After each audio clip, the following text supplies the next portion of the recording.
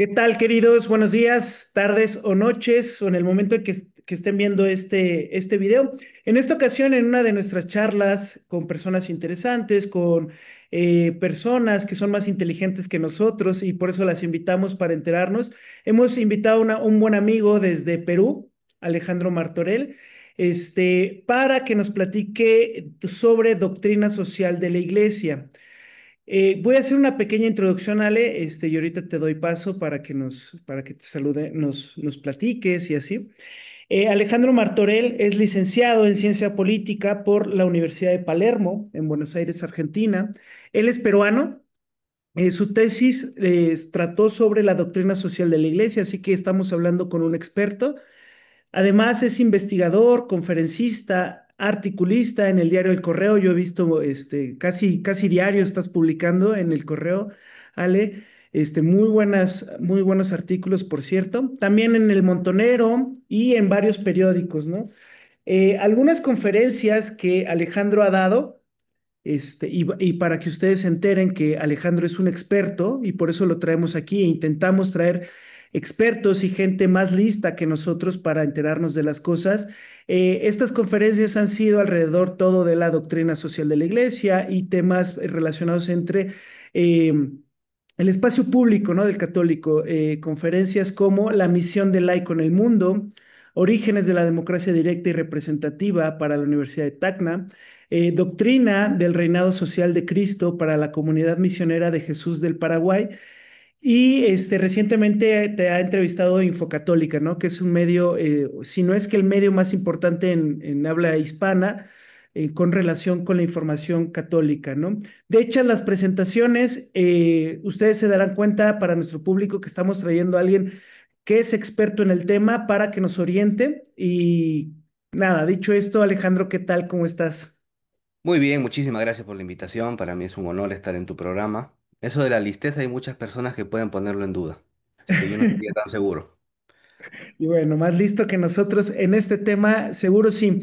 Yo invité a Alejandro porque, como ustedes saben, muchos de mis seguidores saben, pues uno de mis temas de interés o de los que más he leído últimamente es cuestiones relacionadas con tradición, con tradiciones y en específico la tradición católica y religiosa, que es la que yo más conozco y la que me he estado acercando. He tenido muchos acercamientos y la verdad es que no somos grandes estudiosos, somos quizás, como decía Gustavo Bueno, católicos culturales, ¿no?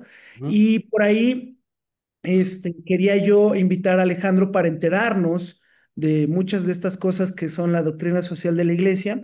Y platicando con Ale, él me decía que al inicio de la conversación quería abordarla por el plano de la desacralización, por la secularización de las sociedades. Y me voy a permitir hacer una introducción, y ya doy paso a Alejandro, que Roberto Calazo escribe en su libro La actualidad innombrable, recientemente publicado, es una de sus últimas, bueno, que han publicado en español. Y él lo que dice es que la figura del homo secularis, la persona secularizada, es el homo secularis no le debe nada a nadie, existe para sí, no tiene nada detrás salvo aquello que hace. Es inevitable es inevitable un sentido de incertidumbre, porque se apoya en algo inestable y sospechoso de inconsistencia. El placer del arbitrio queda arruinado por esa inconsciencia. La secularización, y con esto ya termino, Ale, y te doy paso. La secularización es, ante todo, debilitamiento de los vínculos, de todos los vínculos, en determinados casos, anulación completa de los vínculos, aparte, aparte del respeto de los códigos, que implica la observación de un orden. El único vínculo que en todo caso permanece es el pago de los impuestos. Ningún rito es obligatorio, ni siquiera el de votar. La situación que resulta podría suscitar un sutil sentimiento de euforia. Entonces, lo que vamos viendo con Calazo es esta desvinculización con todo, ¿no? Rotos los lazos, da paso a este secularismo. Entonces, yo te doy paso, Ale, para que ya nos platiques directamente sobre la desacralización, secularización y nada, te damos paso ahí, vamos a tu vera. Perfecto, muchísimas gracias. Un mínimo comentario a Calazo. Parece que en la primera parte atraviesa el viejo vicio del adanismo, ¿no? Creer que con uno empieza todo. Y en la segunda parte, pues la secularización es no es otra cosa que un proceso histórico de desacralización progresiva de las sociedades contemporáneas. Bueno, yo te había propuesto el tema de la em, descristianización de las naciones porque es un tema introductorio para iniciarnos en la doctrina social de la Iglesia y en lo que podemos denominar el reinado social de nuestro Señor Jesucristo.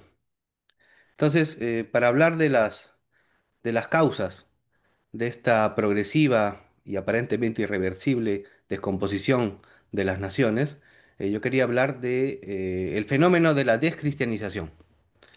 Y para esto vamos a tomar como referencia dos pilares del pensamiento católico, dos pensadores. Uno es Seferino González y el otro es el Papa Pío IX. A Pío IX probablemente muchos los conozcan por el Sílabus, ese documento de 80 puntos donde se condenan los errores morales y doctrinarios de la modernidad, ese documento donde se condenan 80 erróneas proposiciones de la modernidad. Se va a condenar el naturalismo, el panteísmo, se va a condenar el latitudinarismo, que es una corriente que emerge al interior del anglicanismo, se va a condenar el protestantismo, las sociedades que maquinan contra la iglesia, las sociedades ocultas, secretas, se condena el socialismo, el comunismo, el liberalismo.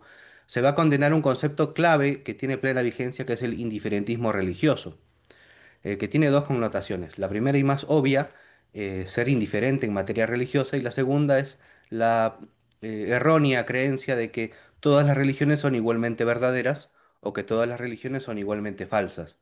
Hace muy poco, creo que es el año 2020, el Papa Francisco publicó la carta encíclica Fratelli Tutti, y se le acusó de difundir esta doctrina perversa, condenada por Pío IX, que es el indiferentismo religioso.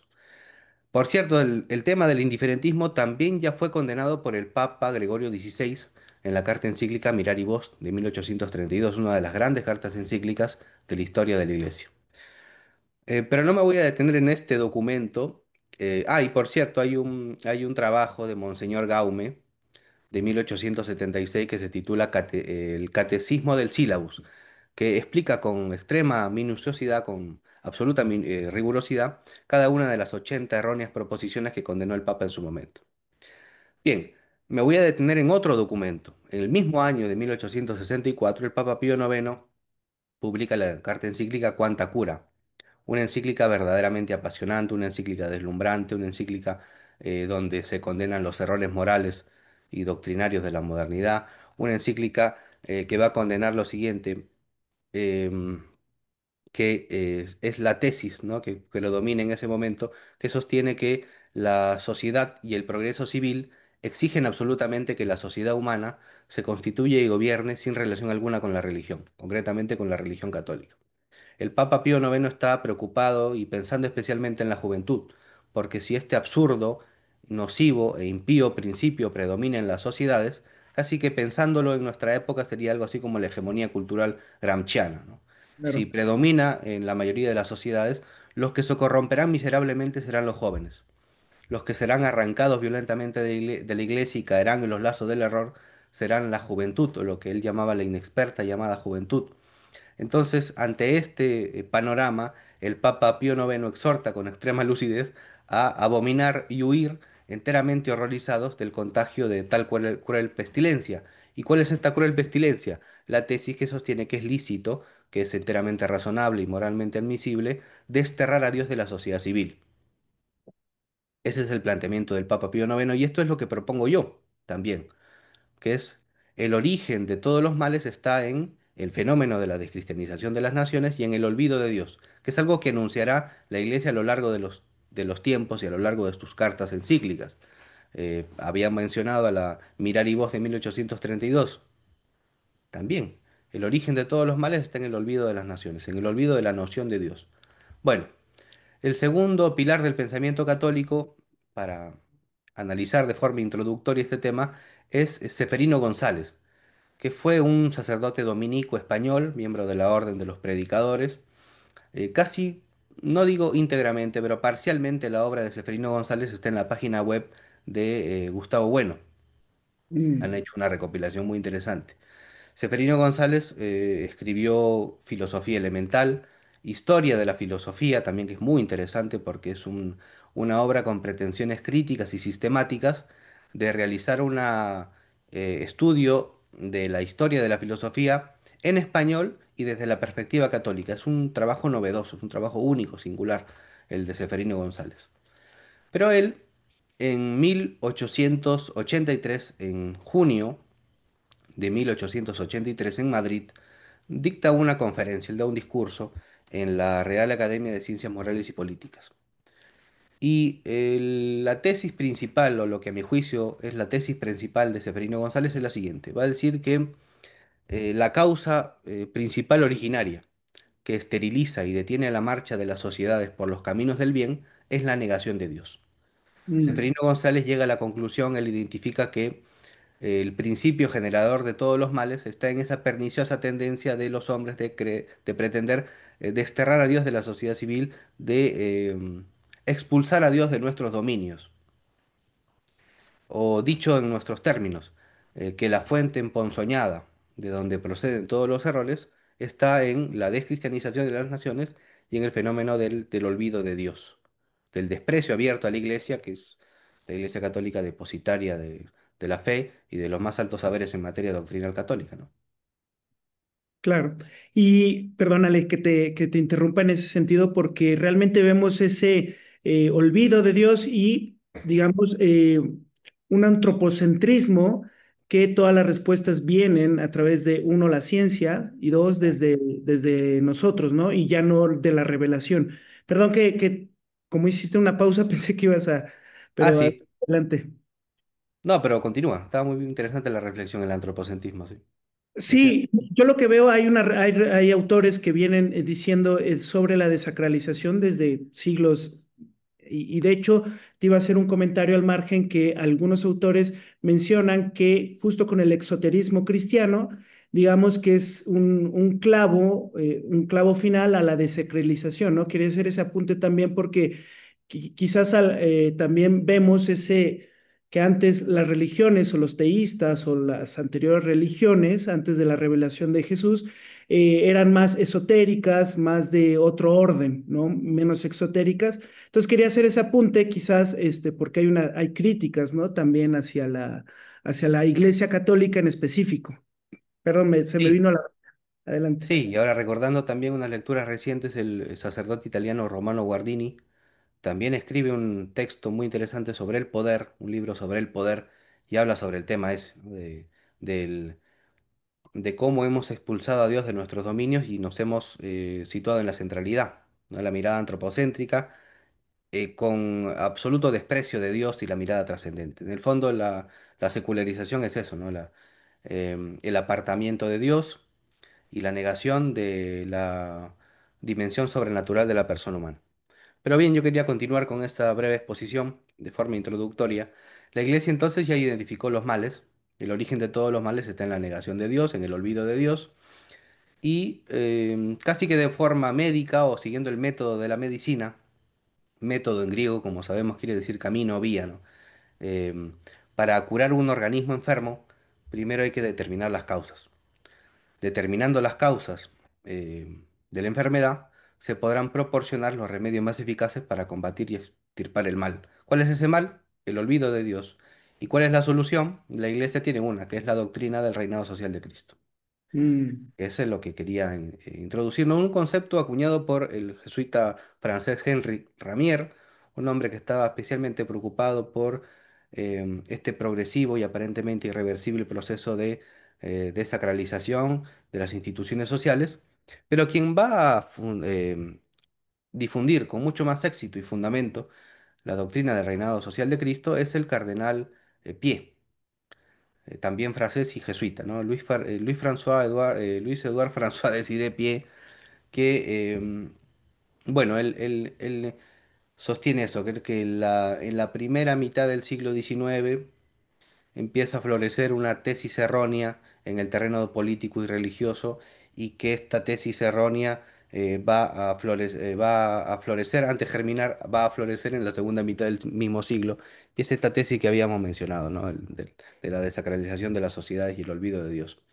El cardenal Pie, en 1856, le va a enviar una carta a Napoleón III, emperador francés católico, y le va a decir, él, refiriéndose a Jesucristo, ¿no?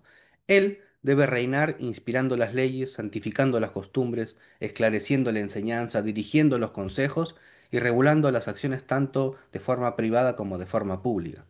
En síntesis, la doctrina del reinado social de Cristo lo que plantea es que Cristo debe reinar y gobernar en todas las dimensiones de la actividad humana, ¿no? Que Cristo como autoridad tiene que gobernar en las sociedades, tanto en su existencia como en su acción colectiva, al igual que los individuos en la vida privada y la vida pública. Todos deben estar sometidos al imperio de nuestro Señor Jesucristo y debemos observar sus leyes santísimas. Esta doctrina del reinado social de Cristo no está dentro de lo que hemos visto antes, el viejo vicio del adanismo, sino que ya forma parte de la doctrina permanente de la cátedra romana, solo que estos dos sacerdotes, digamos que la formularon, la teorizaron y extendieron su planteamiento.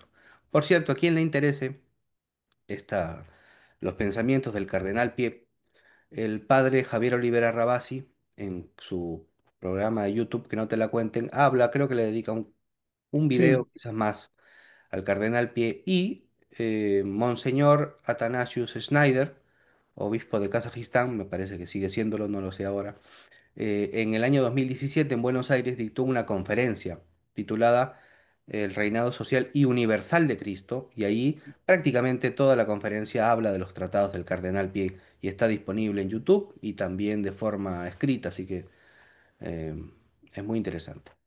Bueno, esta doctrina del reinado social de Cristo influyó especialmente en dos papas, que analizaremos en orden cronológico. El primero, el Papa San Pío X, y el segundo, el Papa Pío XI. claro. Basta recordar el lema del pontificado de San Pío X, ¿no? Instaurare omnia in Cristo, ¿no? Restaurar todas las cosas en Cristo, renovar todas las cosas en Cristo, cuyo fundamento bíblico es Efesios 1:10. Ahora como un inciso, nada más un comentario, digamos, curioso. La primera vez que escuché acerca de este lema del pontificado de San Pío X fue a través del profesor Antonio Caponeto, que es un historiador argentino. Muy interesante, que tiene un hermano también, Mario Caponeto, médico y que dicta conferencias también. Caponeto decía que el lema del pontificado se hallaba, el origen, ¿no? Se hallaba en la carta apostólica titulada Nuestro cargo apostólico de 1910. Y así lo creí un buen tiempo. Leí esa carta apostólica, que es muy interesante.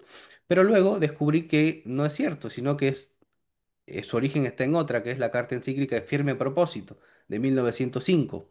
Y esto lo reafirmé a través de la lectura de un historiador italiano, Umberto Benigni, experto en la vida y obra de Giuseppe Melchiorri Sarto, que es el nombre del Papa San Pío X, y él va a decir en este trabajo que él escribe sobre el Papa de San Pío X que el programa del pontificado de Pío X está precisamente en el firme propósito, esta encíclica de 1905, y es cierto, durante un tiempo. Después descubrí que esto no era así, sino que la primera vez que el Papa menciona su lema del pontificado será en su primera carta encíclica, que es muy fácil de rastrear en internet, se titula I Suprema, que es de 1903. Una Ok. encíclica muy interesante donde va a hablar de renovar todas las cosas en Cristo. Entonces, ni en la carta apostólica de 1910, ni en el firme propósito de 1905, sino que es en esta encíclica el firme propósito de 1903. ¿Qué es lo que nos quiere decir el Papa San Pío X? Primero hay que renovar el corazón. Renovado el corazón. Ale, perdón, te quería hacer antes de que entremos directamente a las posturas de Pío décimo y Pío XI, Ujú. me gustaría hacer un apunte rapidísimo porque estamos viendo históricamente, estamos dando un seguimiento en los años de las revoluciones liberales, sobre todo, ¿no? Estamos Ajá. en esta época de la Revolución Francesa, estamos hablando de Napoleón, estamos hablando de las revoluciones americanas, inglesas, donde se ve una clara fractura entre un reinado social de la Iglesia y reinado de Cristo de sociedades tradicionales anteriores, ¿no? A estas sociedades laicas o secularizadas. Y quería hacer un apunte también porque para nuestro público, perdón, que no somos muy entendidos, que la secularización y las sociedades seculares no pierden los ritos, los transforman y quizás los pervierten, ¿no? Vemos que los bautismos ya no se hacen bautismos, pero se hacen presentaciones de niños, ¿no? Los cumpleaños, se creó una diosa de la ciencia, ¿no? Entonces comienzan a todos estos ritos pierden ese concepto trascendental hacia Claro. Dios, pero siguen existiendo porque quizás los que implementaron todos estos son tan listos que saben que el hombre es un hombre de ritos, el hombre se basa en esa forma y los siguen manteniendo, ¿no? O sea, seguimos manteniendo esta aparente o este simulacro de sociedades con ritos, quizás trascendentes, pero sin Cristo y sin ningún tipo de Dios, ¿no? Sin ningún tipo de trascendencia. Entonces, nada más quería hacer ese apunte y ese ejemplo para que lo veamos en lo práctico, ¿no? Para que lo podamos ver, cómo es en la vida diaria. Y perdón, Sí, y haciendo este paréntesis. sí, bueno, y adhiriéndome a tu pensamiento, a tu comentario, también hay una doble secularización, o mejor dicho, desacralización. Una sacralización de lo indebidamente, perdón, a ver, es una desacralización de lo indebidamente sacralizado, como la naturaleza, y hay otra desacralización indebida, que es el olvido de Dios, el olvido de Cristo. Qué buen apunte. Bueno, gracias, Ale. Si quieres, pasamos ahora directamente a las posturas de estos dos papas, para que, perdón si te hice perder el hilo, pero me parecía adecuado mencionarlos con ejemplos más concretos e históricos, ¿no? Claro, y ya podemos hablar de la Revolución Francesa también, con la imposición de la diosa razón en 1793 en la Catedral de Notre Dame. También, ¿no? En la Catedral de Nuestra Señora de París se pone la figura de una prostituta que representaba la razón. Claro. En ese sentido, no fue una revolución enteramente anticatólica. Anticristiana sí, porque si decimos que es anticatólica, no olvidemos que la razón fue repudiada en sus sermones por Martín Lutero. Entonces sería una, una confrontación abierta contra el cristianismo, ¿no? Contra la cristiandad y contra todo lo sagrado. Bueno, Totalmente. entonces San Pío X, em, habíamos dicho que en esta encíclica, el Firme Propósito, y la otra, y Suprema de 1903, las dos empiezan, ¿no?, a hablar acerca de la renovación que se da primero en el corazón del hombre, para poder volcarla luego, transformarla, para poder encarnarla y situarla en el corazón de las sociedades. Entonces, lo que nos dice San Pío X, de todos los documentos mencionados, el más interesante es el de 1905, ¿no? El Firme Propósito. Va a decir que para reparar los gravísimos desórdenes de la civilización anticristiana, lo que debemos es instaurar nuevamente a Cristo en las sociedades, en la familia y en el corazón del hombre. Y que todo debe quedar bajo el dominio de Dios. ¿No? Debemos someternos al imperio de Dios. Hoy habrás notado que em, el viejo lema luciferino non serviam se ha transformado en no serviré y no me someteré al imperio de Dios, ¿no? Como la vieja frase deicida judaica, crucifíquenlo, ha sido actualizada y sutilmente modificada por el de no queremos que Cristo reine y gobierne sobre nosotros. Esa sería la idea. Bien, y por último, pensemos en Pío XI. Este año, en diciembre del 2025, celebramos los 100 años de la publicación de la carta encíclica Quas Primas, una encíclica verdaderamente apasionante, quizás una de las encíclicas más interesantes de la historia de la Iglesia. Por cierto, creo que no lo mencioné, encíclica tiene un origen latino y un origen griego, quiere decir circular. Una Mm, encíclica es un documento solemne que el sumo pontífice dirige a los obispos y a todos los fieles del orden católico, del urbe, de la orbe católica, y donde transmite la doctrina en materia católica. Eso es fundamentalmente una carta encíclica. Bueno, el Papa Pío XI entonces en 1925 publica la carta encíclica Quas Primas, una encíclica interesante, una encíclica donde se va establecer la festividad de nuestro Señor Jesucristo Rey, por eso hablamos de Cristo Rey, una encíclica que muy probablemente haya tenido que ejercer algún tipo de influencia en los cristeros mexicanos, ya que fue publicada en 1925, los cristeros mexicanos o la rebelión cristera inicia en 1926 a partir de un hecho concreto y es la ley Calles, ¿no? De Plutarco Elías Calles, un presidente abiertamente socialista y abiertamente masón, enemigo de la Iglesia Católica, que pretendía intensificar el artículo 130 de la Constitución mexicana vigente de 1917. Algo así Así como es. una constitución civil del clero de los franceses, pero trasladada al ámbito americano-mexicano. Em, bueno, si en la Francia revolucionaria existió la Guerra de la Vendée, aquí tenemos Sí, la Rebelión Cristera. Uno de los personajes centrales, principales de la Rebelión Cristera fue Anacleto González Flores. Me gusta mucho ese autor. Esta es una observación personal, a mi juicio es el Gramsci de los católicos. Es el mira, Antonio Gramsci de los católicos. Basta revisar sus escritos, basta revisar sus tesis fundamentales. No se conocieron porque la obra de Gramsci empieza a circular en Europa en los 70 y Anacleto González Flores es martirizado y muerto por los militares de este gobierno abiertamente anticristiano de 1927.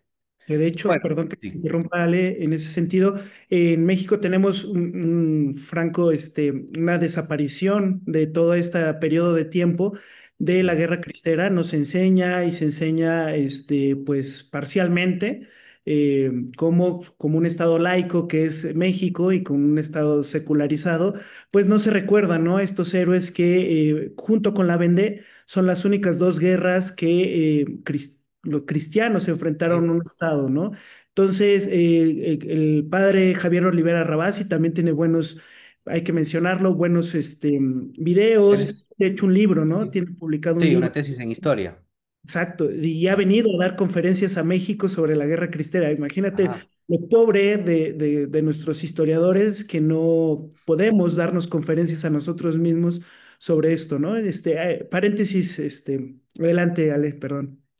Sí, me acordaba también de otro sacerdote argentino, el padre Alfredo Sáenz, jesuita, que tiene una obra titulada Arquetipos Cristianos, y en uno de esos capítulos le dedica uno entero a Anacleto González Flores. Para que nos demos una idea, ¿no? Habla de los arquetipos cristianos, dice San Pablo, Isabel la Católica, etcétera, etcétera, y llega a Anacleto González Flores, dirigente Imagínate. moral y espiritual de la rebelión cristiana. Increíble, increíble personalidad. Bueno, entonces en esta encíclica, Cuas Primas, se habla de la festividad de nuestro Señor Jesucristo Rey, em, se fundamenta el origen de su realeza. ¿Dónde se halla su realeza? Su realeza está en la unión hipostática, que es un Claro. concepto teológico, ¿no? La unión hipostática. Em, ¿Y qué es lo que nos va a decir Pío XI? En el fondo lo que nos dice Pío XI es que debemos lograr la restauración del reinado social de Cristo, ¿no? Por eso lo menciono. Lo que nos dice Pío XI es lo siguiente. Dice, analizábamos las causas supremas y de los orígenes de las calamidades que veíamos abrumar y afligir al género humano, y veíamos que la mayoría de los hombres se habían apartado de Jesucristo y de su ley santísima. Em, Entonces, no resplandecerá esperanza cierta de verdadera paz entre los pueblos, mientras los individuos y las naciones negasen y rechazasen el imperio de nuestro Salvador. Lo que nos propone Pío XI es que em, Cristo Rey, dado su supremo grado de excelencia, debe reinar y gobernar en la inteligencia, en las voluntades, en el corazón de las sociedades modernas, ¿no? Es decir, debemos anunciar públicamente y privadamente a Jesucristo y digamos, rendir culto público. En el fondo lo que propone es eso. Y es tremendo, ¿no? Es tremendo esta propuesta porque en nuestras sociedades secularizadas, la religión, básicamente en específico, solo la cristiana y la católica en especial, está destinada o está arrinconada hacia lo privado, ¿no? Y esto es sumamente revolucionario en nuestras sociedades porque vemos incluso en Europa que las religiones y la islámica, los musulmanes, todas estas religiones asiáticas, orientalistas, sí pueden hacer cultos públicos, ¿no? Porque, pues qué sé Sí, yo, la colonización, la vergüenza que tiene ahora Europa con lo que ha hecho, pero justamente la cristianidad o los cristianos y los católicos están arrumbados al culto privado, en todo caso, ¿no? Y esto que nos está proponiendo Pío XI es sumamente revolucionario, ¿no? De hacer culto público, ¿no? Entonces, y aquí pasamos a otra pregunta que yo te tenía preparado o un comentario que era, justo la marginación del cristiano católico del ámbito público, ¿no? ¿Cómo podríamos ir también pensando los principios? Esto es, digamos, lo que nos propone Pío X y Pío XI es la teorización, ¿no? El concepto teórico y teológico de por claro. qué Cristo tiene que reinar en las sociedades, pero digamos los principios concretos, ¿cómo podríamos verlos de la doctrina social de la Iglesia, ¿no? Entiendo que va por darnos herramientas a los católicos para hacer reinar a Cristo, ¿no? Entiendo que va por ahí o estoy Sí, equivocado. sí, correcto, porque si no nos quedamos en el plano teórico y esto tiene que trasladarse a la realidad política concreta, ¿no? Eh, la política es una dimensión fundamental de la existencia humana. Claro, perdón, y te doy la palabra, Ale, porque yo luego exploto si no lo digo las Ah, sí, cosas. sí. A ver. Este, justo lo que mencionas es, eh, a ver, la moral y la religión no pueden ser privadas, ¿no? Porque es cómo te comportas en la vida social. La moralidad y la religión es eso, ¿no? Dictar moralidad, dictar un camino hacia la salvación. Entonces no puede ser privado, o sea, por No, sí mismo, por definición, no puede ser llevado solo a lo privado, tiene que ser político, tiene que ser público y esto es una contradicción para el católico porque en las sociedades modernas, porque el católico tiene que hacer valer y tiene que expresar su forma de vida y su forma claro. sí, de ver la vida, ¿no? Entonces, ¿cómo podríamos ir dando los principios de esta doctrina social de la Iglesia para el católico, ¿no? Para que se pueda posicionar en el mundo, yo me imagino, ¿no? Claro. No podemos resignarnos a que las sagradas y sublimes enseñanzas de nuestro Señor Jesucristo queden recluidas en el recinto de nuestra conciencia, encerradas en la esfera privada, sino que deben ser publicadas. Debemos dar testimonio Cristo, testimonio público de Dios, testimonio público de Cristo. Por eso el deber del católico y del laico es el de impregnar y perfeccionar el orden temporal con el espíritu evangélico, ¿no? Debemos santificar las realidades temporales, debemos cristianizar el mundo. Y en el segundo Congreso Mundial del Apostolado Laico, el Papa Pío XII da una conferencia en 1957 titulada Los laicos en la crisis del mundo. Y dice Mm, que nosotros no debemos conformarnos con quedarnos en el ámbito privado. Debemos salir, debemos exhibir públicamente lo que pensamos, pero para exhibir públicamente lo que pensamos, primero hay que estudiar la doctrina católica. claro. Primero hay que estudiar y difundir la doctrina social de la Iglesia. Em, ¿Cuáles son las tesis principales de la doctrina social de la Iglesia? El bien común, la justicia social, el principio de subsidiariedad, Mm, el principio de solidaridad y el respeto ilimitado por la persona humana basada en su dignidad, ¿no? La dignidad de la persona humana.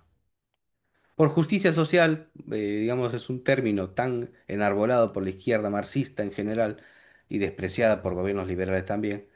La justicia social es un concepto acuñado por Luigi Taparelli, un sacerdote jesuita. En 1843 él publica un libro, es un ensayo en realidad, y él acuña este concepto justicia social que originariamente estaba íntimamente relacionado con la dignidad de la persona humana en el ámbito social. mm, Luego, la primera vez que este concepto figura en un documento pontificio será en la cuadragésimo año de 1931 del Papa Pío XI, por el cuadragésimo aniversario de la primera gran carta encíclica de carácter social que es la Rerum Novarum. Pero antes ya había pasado por la Sociedad Fabiana en Inglaterra, había llegado a franceses como Jean Jaurès o Jaurès, y también llega a la OIT, en 1919, es incorporada a su discurso. El peronismo también lo adopta, Sí, especialmente por juristas como Sampay y, naturalmente, la Cuadragésimo Ano. La justicia social nace en el ámbito económico, nace en el ámbito económico, nace en el seno de la vida económica.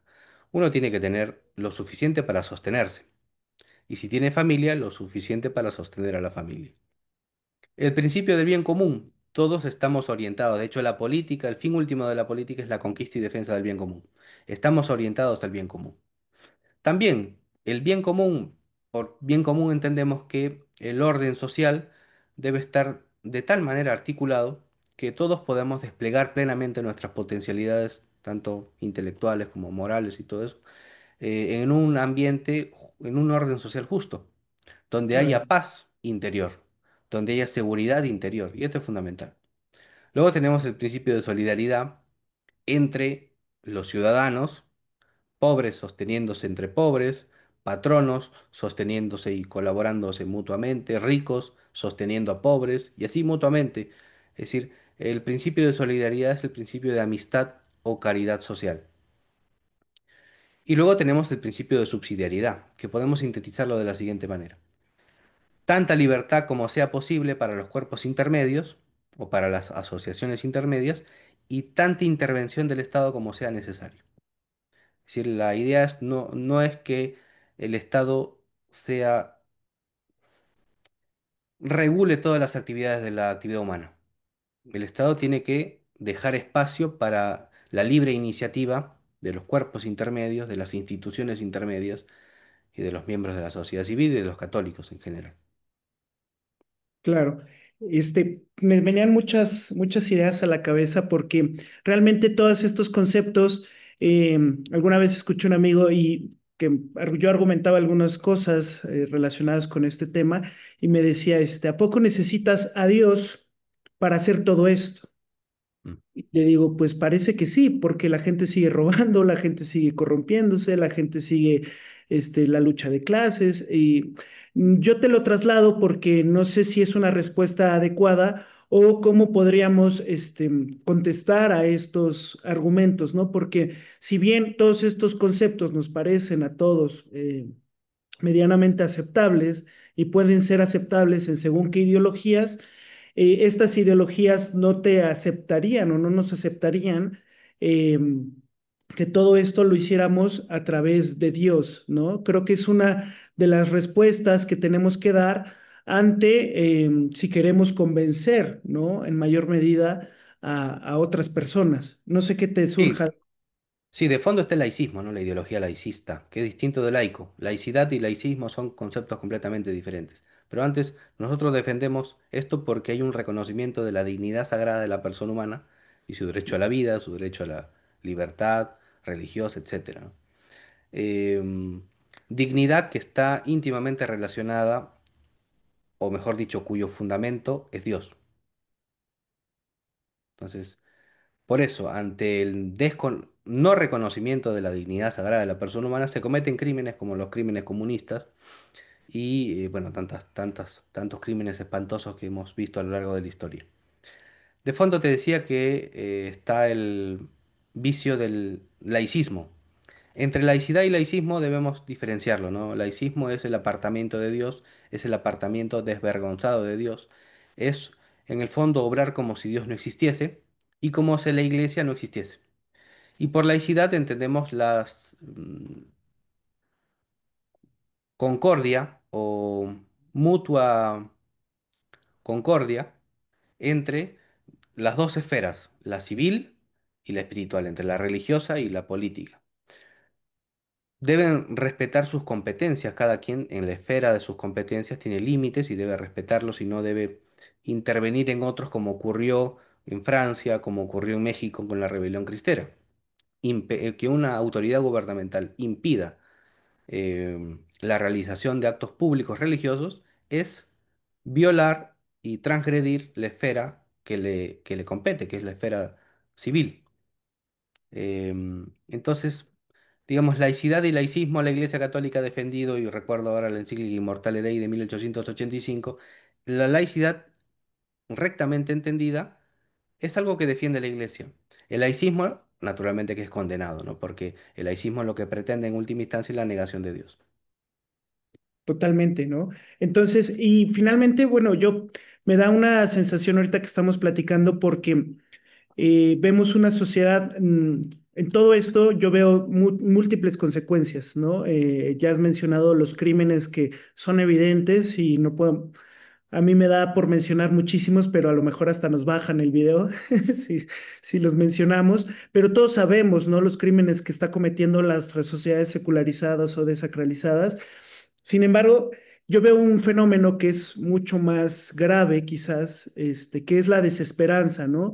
Porque si bien todos nuestros estados de bienestar en Occidente, en mayor o menor medida, satisfacen estos, estas problemáticas sociales, qué sé Ujú. yo, a través de la salud, a través del estado del bienestar, ¿no? En términos Sí, generales, vemos una de acuerdo. crisis total de esperanza, mucha gente joven suicidándose, mucha gente joven sin ánimo de salir adelante, ¿no? Y vemos un espíritu de época que no sabe a dónde va, ¿no? Desvinculada, que decía un poquito Calazo, yo en mis términos más laicos, desvinculada y sin un centro de gravedad que atraiga, pues todas estas inquietudes, ¿no? De nuestros jóvenes. Apenas ayer yo vi, se suicidó incluso un padre en Sí, Italia, un italiano, chico sí. en España, aquí se acaba de suicidar un chico, influencer muy famoso y que le iba bastante bien.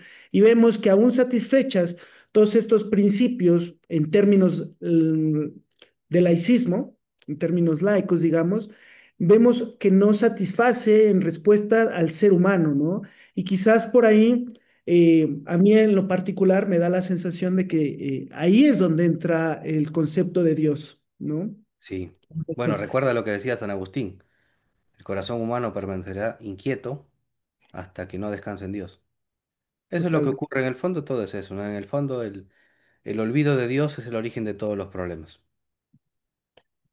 Totalmente, Ale. Y no sé si nos quieras profundizar un poquito más yo tenía anotado también el documento de la Congregación para la Doctrina de la Fe, que es quizás el documento más reciente que tenemos de orientación cristiana o católica, hacia lo social, ¿no?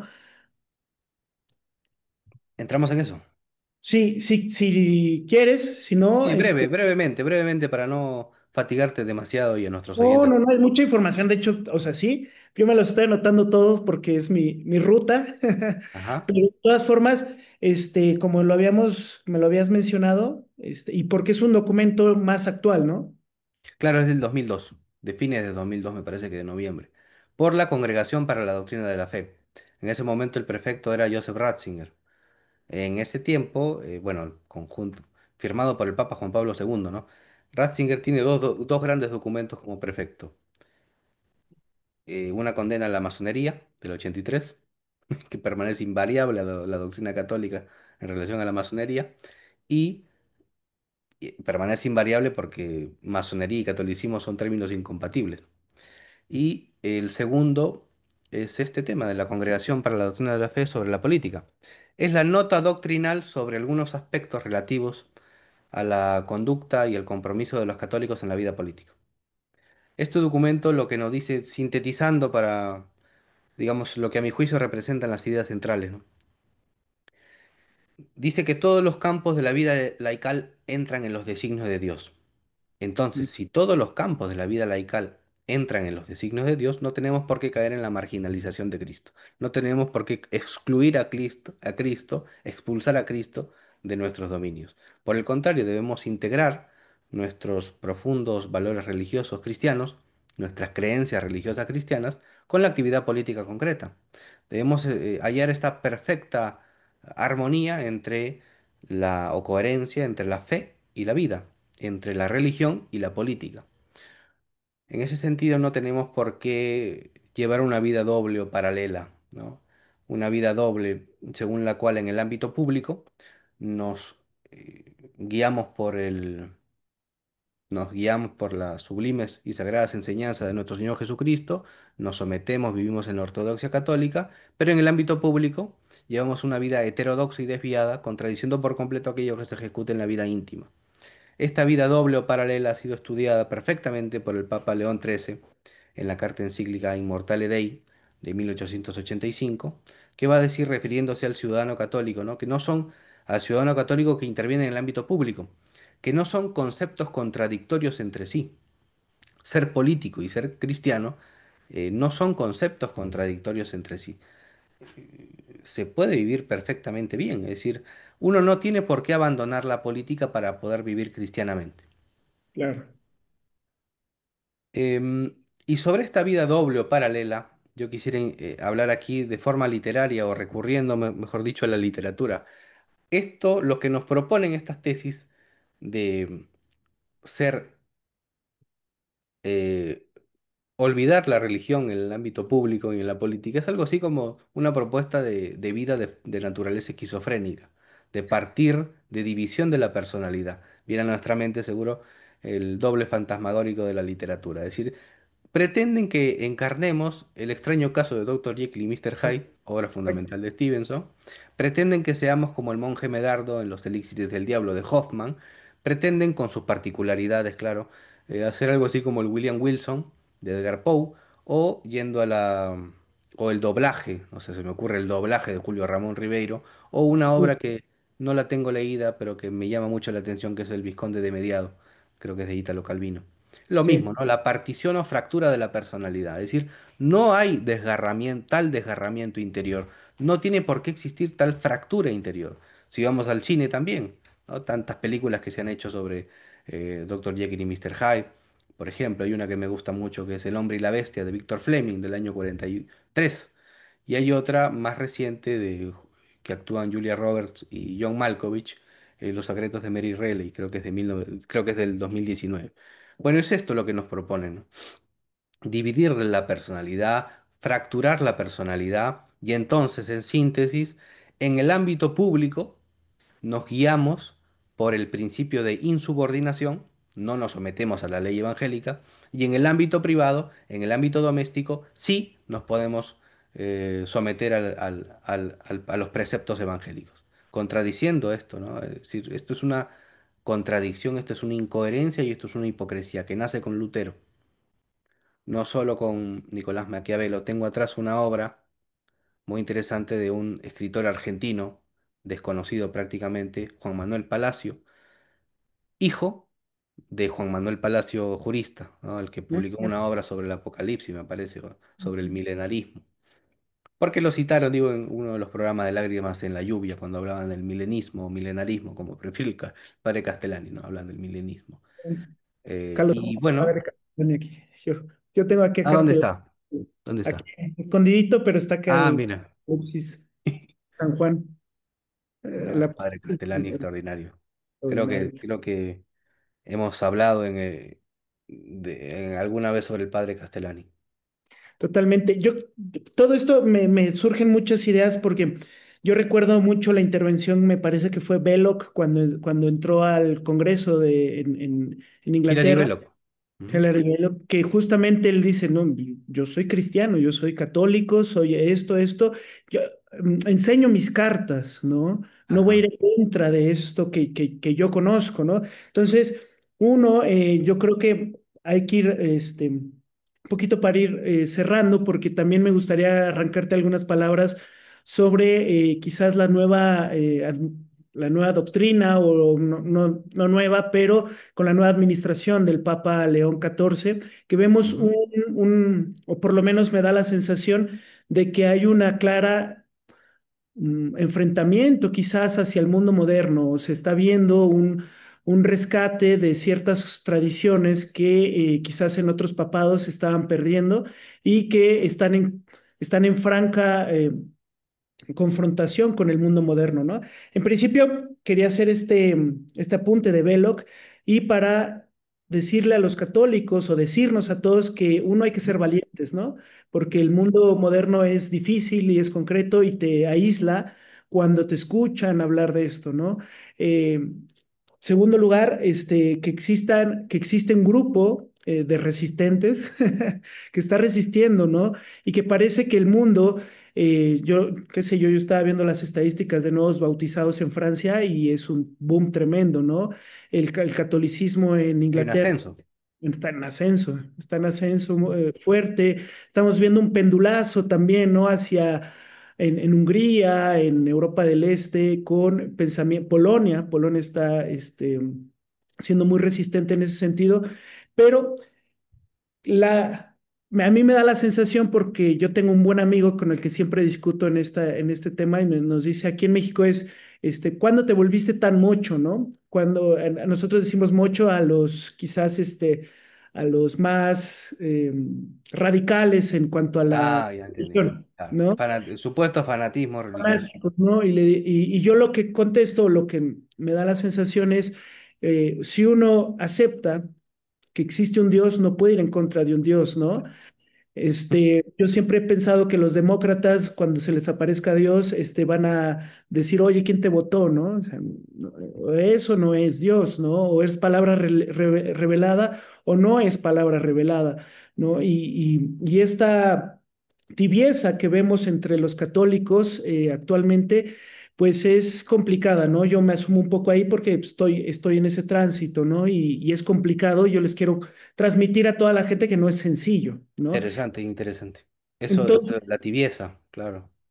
y la verdad es que es un síntoma de que la secularización ha ganado, ¿no? Y la desacralización ha ganado. Y nada, hacer un puente y darte la palabra para la actualidad, ¿no? Ujú, ¿Qué estamos viendo en la actualidad con respecto a la doctrina social de la iglesia? Y si crees, yo francamente creo que no hay, ujú. es una derrota sin paliativos que estamos teniendo sobre la descristianización de nuestras sociedades, ¿no? Darte ese paso. ¿Cómo ves actualmente esa doctrina social de la iglesia? ¿Cómo se puede renovar? Si se puede renovar, qué sé yo. Sí, la renovación es la tradición, es volver a las fuentes, a las raíces. Recordar las cartas encíclicas. También hace un tiempo, creo que 3 o 4 días después de la asunción del Papa León XIV, publiqué un video sobre las cartas encíclicas del Papa León XIII que yo a lo largo de mi vida he leído. Y es esto, ¿no? La recuperación de la tradición, de la doctrina permanente de la cátedra romana. Los católicos, mire, hay un concepto que trata muy bien el profesor Ángel Faleta, que siempre habla del nosotros en plural. Es el tránsito del yo al nosotros, ¿no? Olvida el yo individual, de naturaleza liberal, y habla del nosotros, habla y lo mismo en los católicos. No caemos en el vicio del adanismo creyendo que con nosotros inicia todo, sino que recurrimos a la tradición, porque hay una tradición riquísima, porque tenemos el Evangelio, porque tenemos el Catecismo de la Iglesia Católica, el Código de Derecho Canónico, tenemos tantísimos, pero tantísimos intelectuales, tenemos patronos, nosotros patronos de los gobernantes y de los políticos como Santo Tomás Moro, que bueno, espero comentar mínimamente sobre él. Tenemos una tradición larga, extensa, riquísima. Hay incontables riquezas dentro del catolicismo y tenemos que difundir sabiamente. Pero para difundirlas primero hay que estudiar. Primero hay que conocer perfectamente la doctrina cristiana.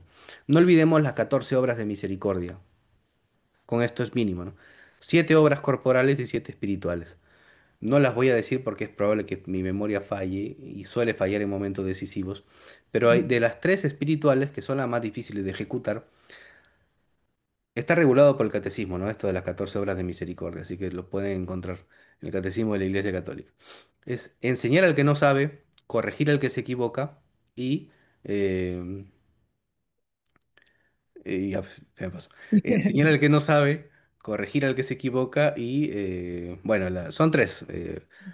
Invitamos a que seguramente en internet lo encuentran Sí, sencillo. de estas 3 obras espirituales, obras de misericordia espiritual, dar buen consejo al que lo necesita. Esa es. Mm, ¿Cómo vamos a corregir fraternalmente al prójimo si no conocemos de doctrina católica? ¿Cómo vamos a pretender liberar las tinieblas de la inteligencia del prójimo si no conocemos de doctrina católica? Entonces, para transmitir al mundo la valiosa doctrina social de la Iglesia, primero hay que estudiar, que es algo que nos recomienda también el Papa Pío XII, como ya había mencionado en este extenso discurso, Los laicos en la crisis del mundo, de 1957, en el segundo Congreso Mundial del Apostolado Laico.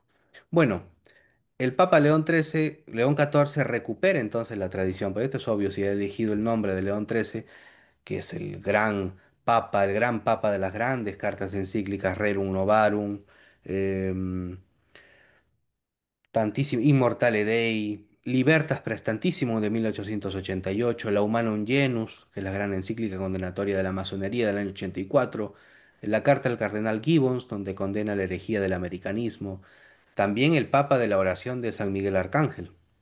Mm, Es decir, el Papa León XIII es un grandísimo papa y lo ha recuperado León XIV y esto es una esperanza. Por más que estemos en franca decadencia, yo creo que, o en declive, yo creo que recuperar el nombre de León XIV es un signo favorable. totalmente, ¿no? Y a mí me surge ya para ir un poquito cerrando, Ali, y no quitarte más tiempo, este, este acto de que tú mencionabas de la tradición, ¿no? De que hay gente que ya pensó esto mismo, ¿no? Claro. Esto, volvemos un poco al vicio del adanismo, de creer que nuestros problemas son únicos y no, ¿no? Los clásicos ya reflexionaron sobre eso, hay gente que reflexionó y dio respuestas que yo por eso... no recuerdo quién fue Einstein, me parece, o Newton, que decía que él llegó a donde llegó porque se subió a hombros de gigantes, ¿no? También mencionar el concepto de la humildad, ¿no? Cuando oramos y decimos, es que este mundo es mucho para mí, ¿no? Y tener esta humildad de saber que no, nuestras fuerzas son pocas, nuestro entendimiento es poco y nuestro discernimiento es poco, y entregarse a ese pensamiento que ya sabios, yo siempre comento cuando nosotros nos dedicamos más a la literatura y a la promoción de la lectura, y muchas veces me dicen es que no leemos modernos, ¿no? O no leemos, qué sé yo, Ah, BookTok, contemporáneos, contemporáneos. contemporáneos, más que contemporáneos, pues cualquier trend de literario que actualmente existe, ¿no? Y yo les digo, bueno, es que, qué sé yo, hay gente más interesante que yo antes, ¿no? Y quiero escucharlos, ¿no? Hay gente más importante. Entonces yo, haciendo un resumen de todo esto, es saber, uno, estudio. Dos, la humildad, ¿no? La oración, saber que no somos todopoderosos y que no, todos estos engaños luciferinos que nos han dicho que a través de solo nosotros podemos entender uno el evangelio, terminamos siendo sectarios, escuchar esa tradición, ¿no? Y entregarse con sano discernimiento al estudio de todos estos buenos santos, ¿no? Y siempre, ya me acordé que les digo eso, ¿no? O sea, yo prefiero leer a Santa Teresa de Jesús que a, Ah, qué sé yo, a Rowling, ¿no? Al Harry Potter, ¿no? claro. No por demeritarlo por sí mismo, sino simplemente que hay algo mejor, ¿no? Cuando uno prueba cosas ricas, pues le parece poco, la comida chatarra, ¿no? Entonces, Sí, hay muchos consejos de muchos autores que recomiendan leer a los clásicos antes que preferir a improvisados contemporáneos o tal- consagrados por la inmediatez de lo mediático también, ¿no? Sobre la oración que hablas y que mencionas, me gustaría decir, ya que eres católico, porque lo eres, ¿no? O estás en proceso de formación, ya, te recomiendo mucho antes de ponerte a estudiar, especialmente estudiar, no a leer, sino a estudiar, una oración muy bonita titulada Creador Inefable de Santo Tomás de Aquino, que se halla íntegramente, que en internet vas a encontrar muchas variantes, ¿no? Pero que se halla íntegramente en la parte final de la carta encíclica Studio Ducem de 1923 del Papa Pío XI. Es la encíclica que escribió Santo Tomás de Aquino y que él mismo solía emplear antes de ponerse a estudiar y a, bueno, profundizar en asuntos intrincados. No debemos olvidar la humildad también, que es fundamental. Dos papas eh, se sintieron indefensos al momento de asumir el pontificado, que yo recuerdo y que lo publicaron. El primero es Pío X, en la encíclica que te he mencionado, y Suprema, de 1903, lo encontrarás casi que al principio de la carta encíclica. Y el segundo es el Papa Benedicto XVI, les- lo leí. recordarás. Han elegido a un pobre obrero de la viña del Señor. En su entrevista con La Luz del Mundo, ahí lo menciona. Claro, entonces somos eso, somos indefensos, nuestra inteligencia es defectuosa, a veces raquítica, incompleta, y para eso hay que perfeccionar nuestra inteligencia y robustecerla con saludables doctrinas y con buenos y clásicos autores. Totalmente, Ale. Finalmente, bueno, no me queda más que agregar y darte quizás un cierre final que nos quieras, ya nos diste muchos documentos, yo me anoté Sí, muchísimos, perdón. quizás no sé si se te quedó algo en el tintero La película. sí, Recomendación total. La película A Man for All Seasons, un hombre para todas las estaciones, un hombre de dos reinos, un hombre para todas las épocas, un hombre para la eternidad, de Fred Zinnemann, de 1966, que trata sobre la vida y obra de Santo Tomás Moro, los últimos 7 años de su vida. Es una, bueno, elegida como mejor película ganadora del Oscar un año después, ¿no? Del 67, y elegida por el Pontificio Consejo para las Comunicaciones Sociales por el centenario del cine en 1995 como una de las 45 películas fundamentales que debe ver todo católico. genial. Bueno, no me queda más que agregar, nada más que si quieren estudiar todo esto, sigan a Ale en sus redes. Voy a colocar tus redes sociales, Ale, en la cajita de descripción. Y bueno, si me da la vida, voy a poner todos los documentos Ah, sí, también mencionados, o por lo menos los más los generales, esenciales, sí. los esenciales, para que no se pierdan en todo esto que hemos estado platicando. No me queda más que agradecerte, Ale, y nada, muchas gracias. Gracias a ti y gracias a tu audiencia por su atención, por darme este de su valioso e irrecuperable tiempo.